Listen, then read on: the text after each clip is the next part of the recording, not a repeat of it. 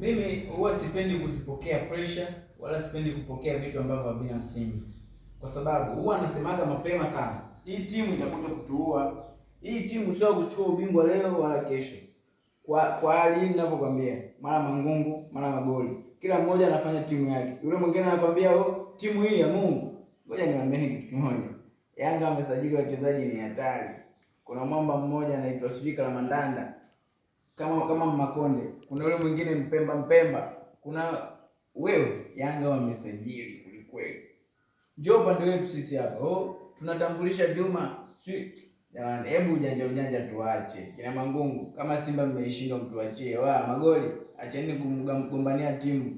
Yanga wenzetu wako very straight. Cha kufanya sasa hivi, nendeni mkatafute wanachama wa Simba. Simba haina mwanachama hata mmoja. Acha ni mambo ya bigoanzi. Unafikiri ingekuwa kuna wanachama hapa ungeshindwa kusajili mchezaji wa maana? Tafuteni wanachama. Mimi sina kadi ya mwanachama. Kadi yangu nikitafuta kadi sio ina miaka mingapi? Hao watu kibao, hao wote hawana kadi ya mwanachama. Basi kama timu imeshindwa, tumwambie Jeruti sasa ashikilie mskani. Tajiri Mo, unatuangusha. Sasa tutasema tajiri hana hela sasa. Tajiri unashindwa kuwekeza. Weka mpunga. Mnatuchosha. Mimi naambia ukweli, mnatuchosha.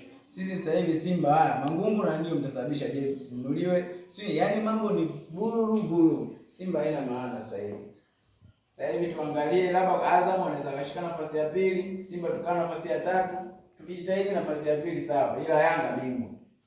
Haki ya Mungu naambia Yanga bingwa msimu ujao bila kupepesa macho. Yanga bingwa. Kwanza mcheke wa wanangu, Yanga bingwa haki ya Mungu.